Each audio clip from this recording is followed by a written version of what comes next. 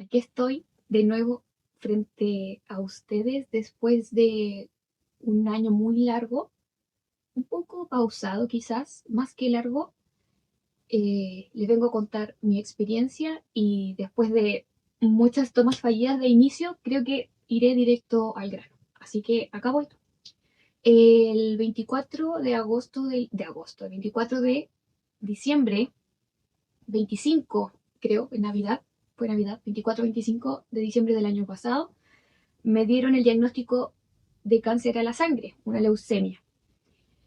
Eh, ha sido, fue duro el momento, lo recuerdo impactante, recuerdo que viajar a Santiago mm, fueron 2 horas muy intensas, me dieron el diagnóstico, pero a partir de darme el diagnóstico me dijeron desde un principio que mi tipo de leucemia tenía tratamiento y desde entonces ha sido un año en el que he estado con quimioterapias, internada en la clínica, de pronto hay altas entre medio, luego me interno nuevamente cerca de un mes, luego se sale nuevamente de alta 1 o 2 semanas, 2 semanas máximo, y así el proceso han sido varios meses.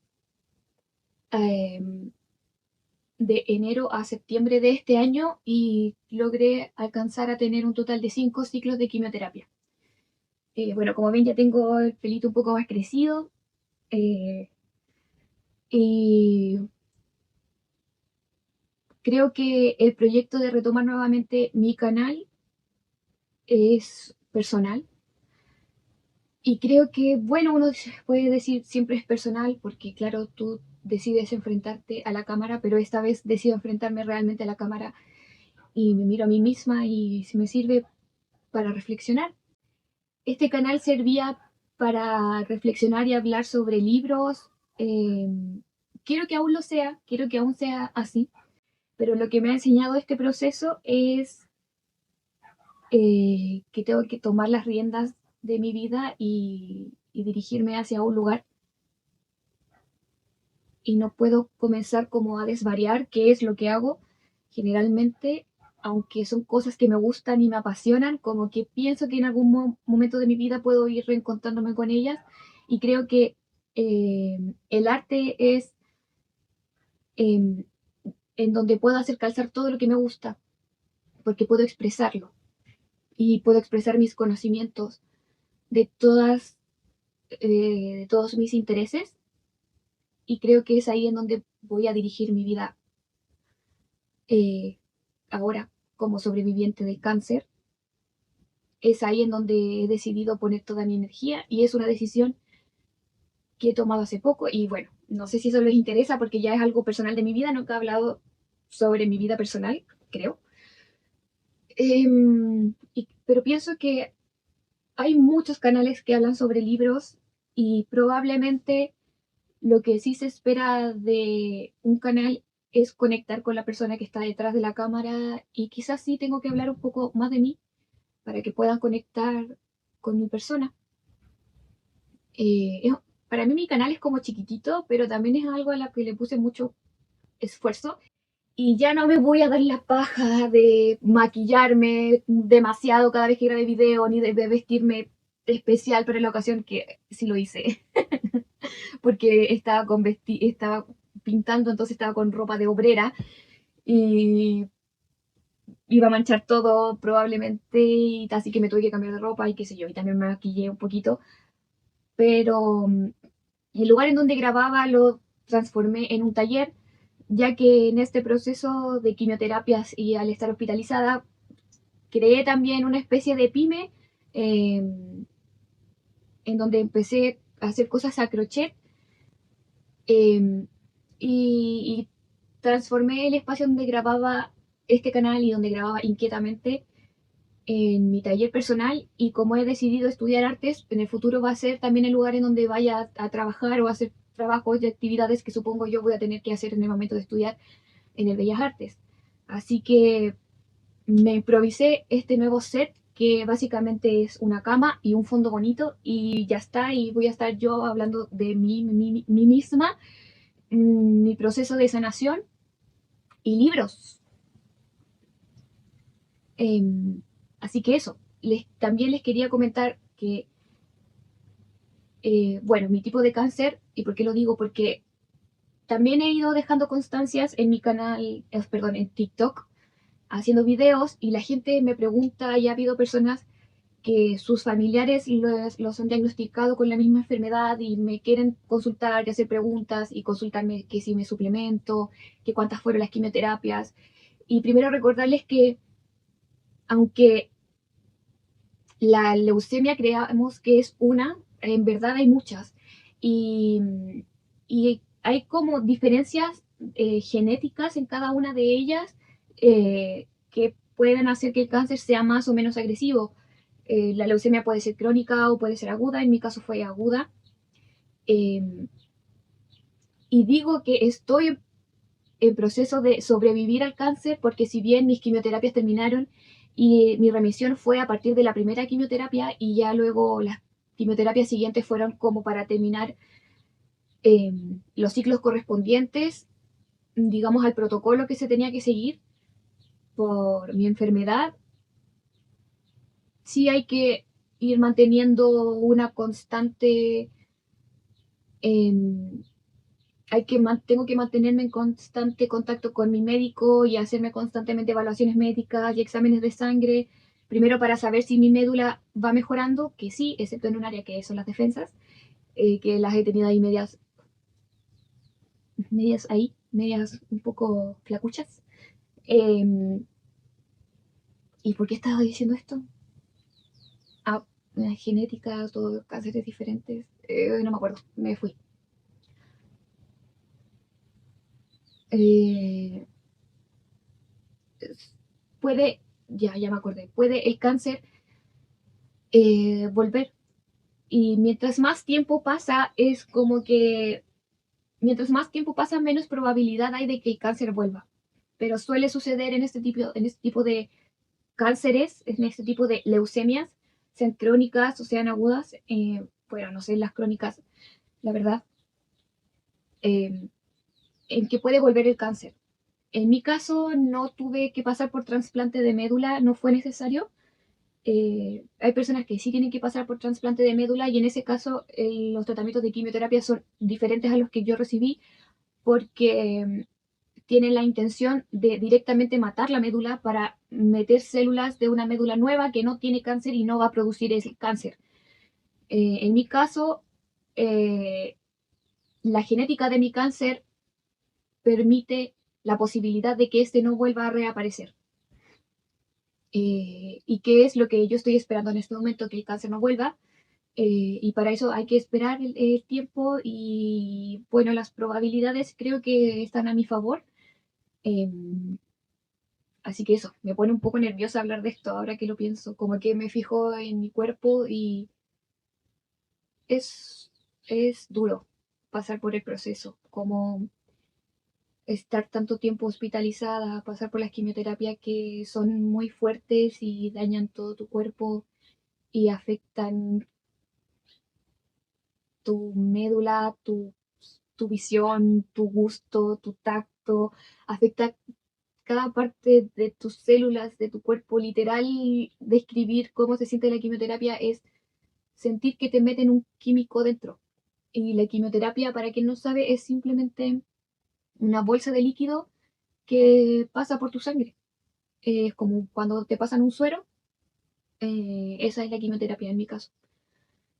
Y, y había una que pasaba directamente por mi cerebro y no por mi brazo en este caso, y recuerdo que esa se sentía horrible. Por suerte no fueron muchas las instancias en las que la tuve que utilizar porque luego el cáncer en la médula del cerebro desapareció y no se tuvo que usar.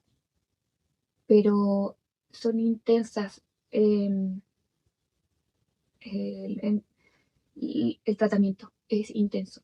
Y me di cuenta de la importancia de tener un cuerpo sano. Todos los doctores me hablaban de que mis probabilidades eran buenas porque yo era joven.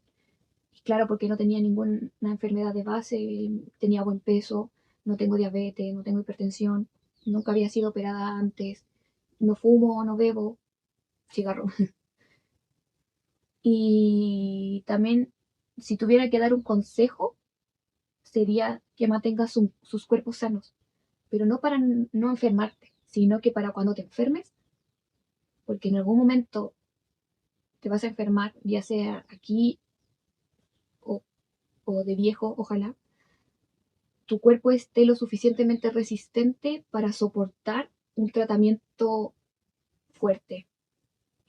Eh, a mí a lo que más me afectó fue físicamente. Yo siempre he sido una persona muy sedentaria. Mis hobbies siempre han podido cumplirse dentro de una habitación, a lo más afuera parada pintando. Y siempre el ejercicio lo fui como, no me gusta, como hacer ejercicio, o no me gustaba. Y lo que a lo más hacía era asistir a talleres de baile, que fue lo que hice los últimos meses antes de que me dieran el diagnóstico. Y la verdad es que sí afecta mucho el cuerpo porque además tu rutina nutricional cambia, los alimentos que dan en los hospitales no son los más ricos. eh, y yo que ya tenía poca masa muscular, quedé muy delgada, bajé mucho de peso, ahora lo subí. A muy mala dieta, por cierto, porque claro, después de restringirte mucho es como que quieres comer de todo. Y, y como ya no tienes náuseas, puedes comer todo y que se mantenga en tu estómago y bueno. Em, Creo que el diagnóstico de cáncer cambia tu psicología, tu forma de pensar la vida y también cambia tu familia. Eh, que en mi caso ha estado siempre conmigo, mi pareja también, em, y yo he notado que nos ha afectado mucho a todos y eso también es muy duro. Cómo, cómo podemos empatizar, pero a la vez ninguno puede ponerse en el lugar del otro porque yo soy la que tiene cáncer, pero no soy la pareja de alguien que tiene cáncer. No soy la madre cuya hija tiene cáncer, no soy el padre cuyo hijo tiene cáncer, no soy la amiga de mi mejor amiga que tiene cáncer. No puedo ponerme las posiciones de cada uno de ellos. Yo soy la paciente, soy la enferma. Y me imagino que cada posición tiene algo duro. Bueno, no me lo imagino, lo vi. Cada posición tiene algo duro que soportar. Y todos tuvimos que sacrificar algo de nosotros y algo de nosotros cambió en todo este proceso. En mi caso, yo creo que mi familia se unió. También hubieron momentos de discusión y peleas y de mandar a la chucha. Eh, Personalmente creo que crecí de pasar a ser una persona que en algún tiempo sufrió crisis de pánico y miedo a la muerte. mm, no fue un periodo que realmente me paralizara o me angustiara de sobremanera. Yo solo pensaba en que me estaba sanando.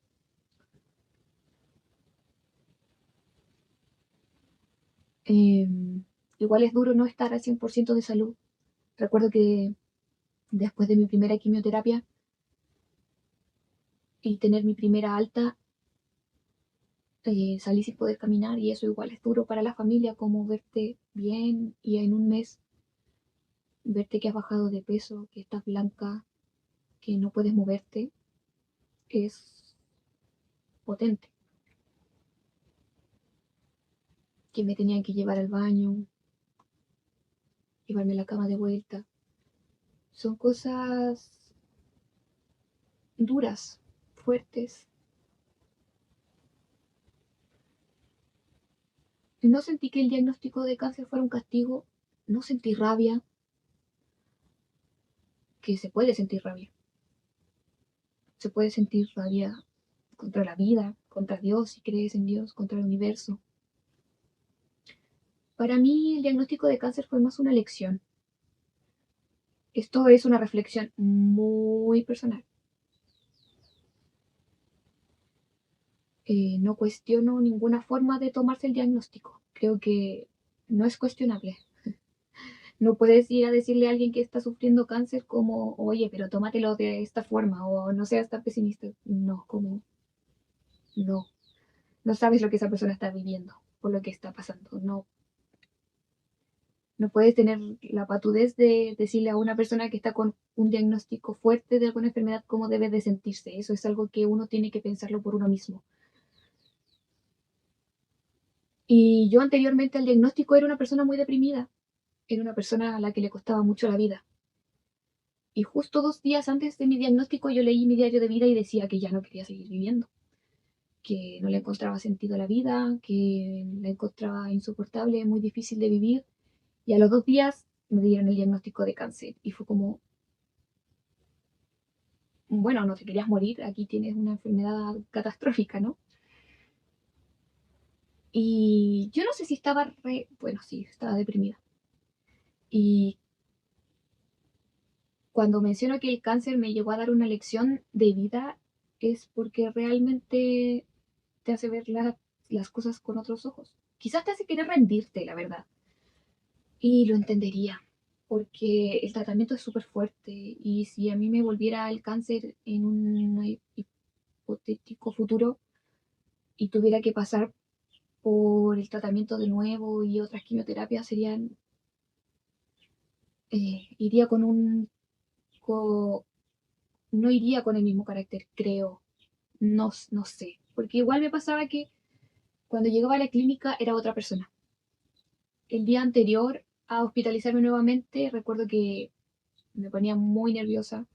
El día mismo de ir a hospitalizarme me iba llorando en el auto, pero cuando me plantaba en la clínica y veía mi cama, era otra Connie. Era una Connie como mucho más empoderada, como, ok, aquí voy de nuevo y vamos con otro ciclo. Como que se me pasaba toda la pena y era otra persona. Claro, después de la segunda o tercera semana ya estáis chata de estar hospitalizada y lo único que quería es salir porque estáis en una habitación encerrada literal. No, no puedes salir porque tus defensas bajan y no te puede tocar nadie ni ver nadie y es muy estresante eso. Eh, y extrañas a tu gente y poder abrazar y poder besar y poder acariciar. Y cuando sales lo tienes todo eso, entonces cuando vuelves a entrar a la clínica y es como que vuelves a perderlo y sabes a lo que te vas a enfrentar nuevamente. Pero cuando ya estaba ahí dentro era como, ok, se me va esta pena. Y no, ni siquiera tenía que mentalizarme, era como que mi cerebro se ponía a modo sobreviviente y hay que darle nomás. Creo que si me preguntaran como, ¿cuál crees tú que era tu ventaja como para poder sobrellevar esto en comparación a otras personas? Porque tuve el privilegio de, bueno, estar en una clínica y tener terapias eh, con psicóloga, tenía mindfulness, arte terapia. Creo que saber meditar previamente es una herramienta que ayuda mucho, de verdad. Ya sea para mantenerte en tu centro por la cantidad de exámenes que tienen que hacerte al principio, en posiciones incómodas, eh, estar acostumbrado a que tu cuerpo esté quieto es importante, a que tu cuerpo esté tranquilo es importante, porque se hace menos terrible. Una, un examen de 40 minutos, media hora en el que tienes que estar quieto, se hace menos terrible cuando estás acostumbrado a estar media hora, 40 minutos quieto. Es obvio, es una herramienta que puedes adquirir y saber ejercicios de respiración y reconocer tus emociones te hace un poco más llevadero el proceso porque te estás entendiendo a ti misma o a ti mismo. Puedes pensarte y decir, weón, tengo rabia. ¿Por qué tengo rabia? Puta, porque tengo cáncer. y ya está. ¿Y por qué? ¿Y por qué? Porque se me va la vida, porque tengo tantas cosas por hacer, porque no sé, ¿qué fue lo que te da rabia? Y expresarlo. Hay personas que ni siquiera saben comunicarse, que ni siquiera saben hablar. Ten un hobby manual, eh, un hobby tranquilo, un pasatiempo que no sea veloz, porque cuando tienes que estar en un tratamiento que te obliga a estar 2 semanas en una habitación pequeñísima, en la que no tienes ventanas, realmente te volvís loco, si no tenéis nada que hacer. Eh, recuerdo que tenía como compañeros, no sé, como en las habitaciones del lado había alguien que ponía música y yo me alegraba mucho porque yo no soy mucho de poner música, pero que alguien escuche música a mí me hacía muy feliz, me ponía contenta porque escuchaba su música. Eh, pero a mí siempre me decían mis terapeutas y me hacían el feedback de que yo tenía muchas herramientas mentales y eso me hacía como tener un poco más de resiliencia. Hice muchos trabajos artísticos, pude pintar, creo que ha sido el periodo en el que he podido trabajar más mi arte, hice autorretratos, retratos, a- aprendí cosas del arte también, y lo bueno es que me dejaban hacerlo, podía tejer, podía leer, eh, y tener esos hobbies manuales tranquilos es muy, muy importante. Y voilà, me contaban de que, claro, había personas que llevaban su PlayStation y se ponían a jugar Play, y es súper válido, cada uno tiene cosas que le gustan, pero lo importante es que te permitan hacerlo en una habitación y que puedas realizarlo en una habitación. Eso. Y estoy como desvariando. Así que, así que eso, en fin, este ha sido el inicio de mi experiencia. Si quieres consultarme cosas, probablemente yo voy a volver a hablar de esto porque es algo de lo que pienso todos los días. El fantasma del cáncer yo creo que va a estar en mi vida siempre, a partir de ahora. Em, y siento que hay como una angustia, un terror, pero más que terror, yo diría que es como un terrorcito. Porque en mi vida me he sentido más angustiada. Les prometo que ha sido cuando he tenido que estudiar para el grado, para titularme de abogada, en que estaba con una crisis de pánico horrible, tuve teniendo que medicarme, que esta situación, eh, en donde no estoy tomando ansiolíticos ni nada para dormir, estoy durmiendo súper bien, pero sí reconozco que es porque me pienso mucho a mí misma y tengo herramientas para pensarme y siempre medito, todas las noches medito, y creo que eso ayuda a pensarse y a enfrentarse. Cuando siento miedo y angustia, enfrento el miedo y se hace más pequeño. Em, porque si lo esquivo, si se esquiva esa angustia y si se esquiva ese miedo, eh, le das poder. Si lo ignoras, le das poder. Esto no es como los fantasmas que si tienes miedo, como que los alimentas. Acá tienes que no puedes ignorarlo. Con los fantasmas sí puedes ignorarlo porque así como que filo, no le das tu energía. Pero esto funciona al revés. Tu inconsciente y tu consciente funciona totalmente al revés. Tienes que enfrentarlo, creo yo. Porque se crea como una sombra, y se va creciendo como una bola de nieve y se va generando, se va agrandando y en verdad es como un miedito que empezó así, como que se le van agregando sombras y síntomas que se va reflejando en tu cuerpo y se va agrandando, agrandando, agrandando y ya cuando quieres como mirarlo a la cara es tan grande que ya te aborda y no puedes con él y te dan crisis y te da angustia y sientes miedo físico y psicológico y tiritas Y cuando el miedo es así de chiquitito, da miedo. El miedo da miedo enfrentarlo. Pero si te acuestas y piensas como, a ver qué pasa, qué hay aquí, hay un miedo, ¿miedo a qué? A lo mejor el miedo no tiene respuesta. A lo mejor solo tienes que sentir ese miedo. Me pasa a mí eso. Que a veces uno dice como miedo a que, no sé, no lo tengo claro, no lo entiendo. A veces es como sentir un rato el miedo, dejar que fluya y ya después se va, simplemente. Así como uno siente alegría y la sientes y luego se va y luego vuelves a sentir alegría. También hay miedos y sentimientos que no son tan positivos, pero que si enfrentas al tiro son mieditos y no miedotes. Y no sé por qué terminé hablando de esto.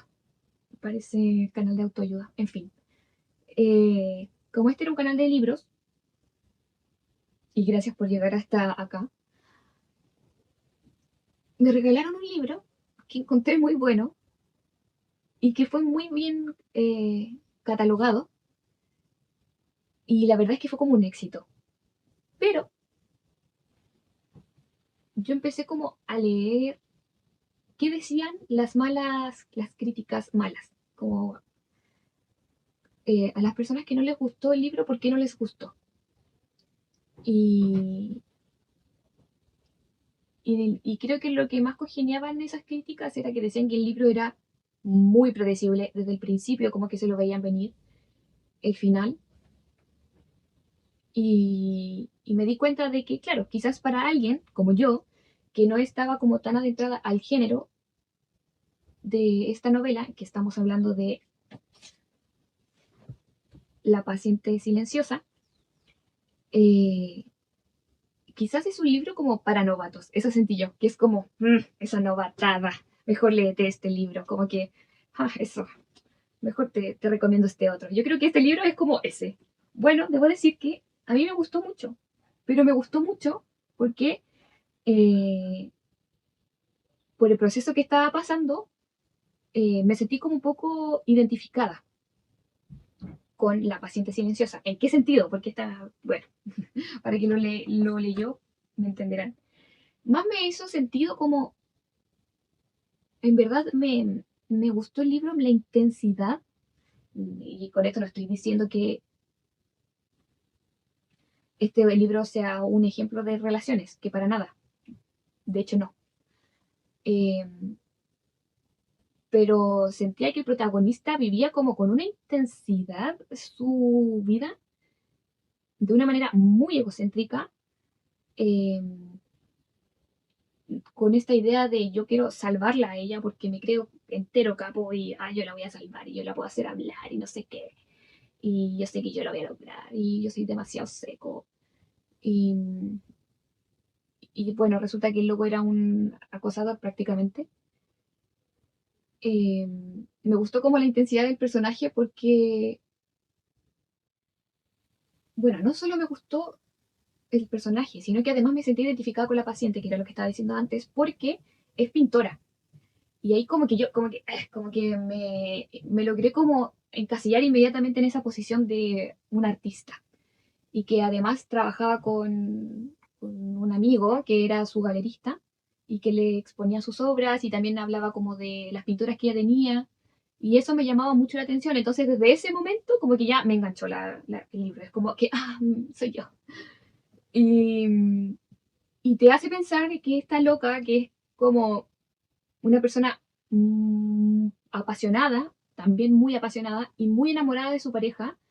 Y eso también me hizo como sentirme identificada porque en el proceso en el que estaba viviendo, como les mencioné, mi familia eh, me, me apoyó mucho, me apoya mucho, pero sobre todo mi pareja eh, tuvo que irse a Santiago y de verdad que él estuvo la mayor parte de los meses yéndome a ver todos los días a la clínica en un esfuerzo que hasta cierto punto ya resultó demasiado agotador para su salud mental y física. Y bueno, tomamos una decisión que creemos era la mejor en ese momento, que era que él volviera a trabajar. Y porque ser cuidador, amigos y amigas, es súper difícil.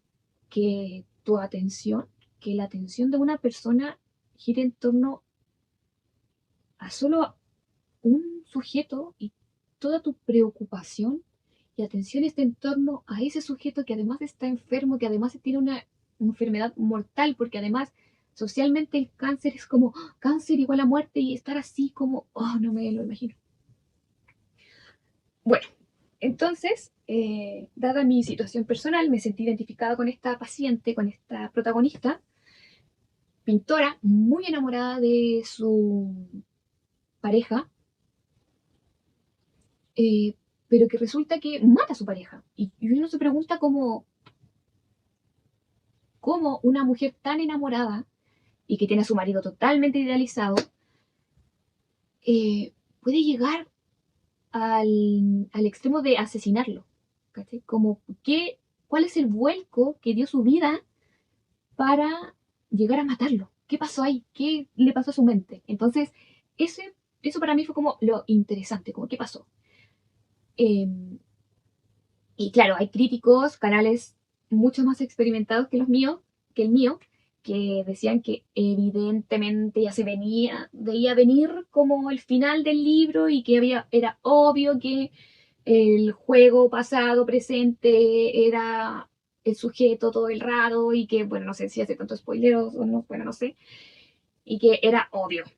Y yo la verdad no lo encontré tan obvio, fui muy inocente o muy básica quizá, y puede ser porque no estoy acostumbrada a leer este tipo de libros, entonces como dije, probablemente este libro sí sea una novatada, porque cuando escuchaba a los críticos hacer mierda el libro, igual les encontraba razón, porque era como que no te llegaba a explicar realmente el libro, es como que las cosas pasaban y era como, weón, sí tenéis razón, como el final de la morfina, como, ¿por qué la mina pudo hacer eso? Como, ay, en el final y justo antes de que me inyectara la morfina, en mis últimos momentos de lucidez, escribí una carta y me dio el tiempo.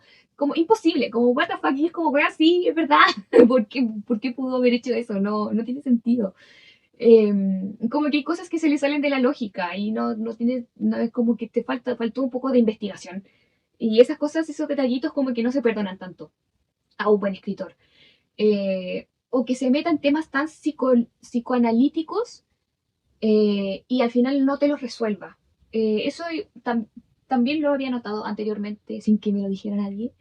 eh, Porque se metía como en rollos intensos y a lo mejor como que faltaba como irlos como bajando, como ir explicándolos y hacerte como una escalerita y decirte, mira, de esta hipótesis pasó a esto y al final como que, chan, pero es como que relación del padre muy básico. Como trauma con el padre, relación con su pareja, hubo un trauma, se revivió el trauma, lo mató. ¡Piu! Ya está, como que... Y tampoco era tan terrible. La mató en vida. Ella ya no es mi hija. No sé. Y bueno, eso. Ahora, como sé que estamos en octubre y es la Spooky Season, les comento que estoy leyendo como libro temático halloweenesco rural. Que, bueno, miren la portada, se las voy a mostrar aquí más de cerca. Da un miedo.